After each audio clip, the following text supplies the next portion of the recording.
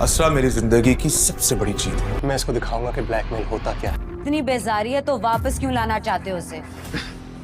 उसे तुमसे खतरा है। चैलेंज, मुझे इश्क है चैलेंज कबूल करने से। अस्सलाम वालेकुम friends, welcome back to my channel news busters. Friends, अगली किस्त में हम देखेंगे कि इस बार अदालत में सरवर साहब के साथ इसरा भी जाएगी।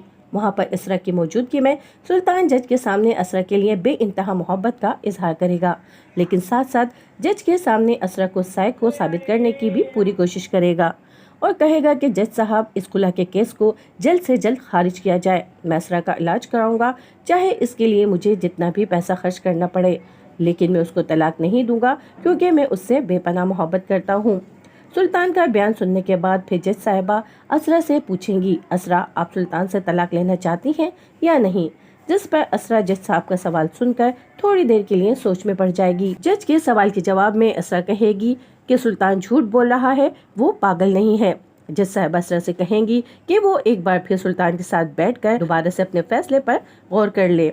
सरवर साहब उनके घर वाले जो कि समझ चुके हैं कि सुल्तान एक घटिया इंसान है और वो नहीं चाहते कि असरा दोबारा सुल्तान के पास जाए। सरवर साहब इसरार को असरा के पास भेजेंगे ताकि वो उसे जाकर समझाएं, क्योंकि उन्हें डर है कि सुल्तान जिस तरह अदालत में असरा के लिए अपनी मोहब्बत जाहिर कर रहा था, कहीं इसरा एक बार फिर इसकी बातों में ना आ जाए। असरा से मिलकर अंदाजा लगाएगा कि इसरा के दिलो दिमाग में अभी भी सुल्तान ही का कब्जा है। वो असरा से कहेगा कि किसी को छोड़ना बहुत मुश्किल होता है, लेकिन अगर किसी की वजह से हमारी जिंदगी बर्बाद हो जाए तो फिर हमें उसे छोड़ना ही बेहतर होता है और अपने गलत फैसलों को हमें कभी भी कंटिन्यू नहीं करना चाहिए।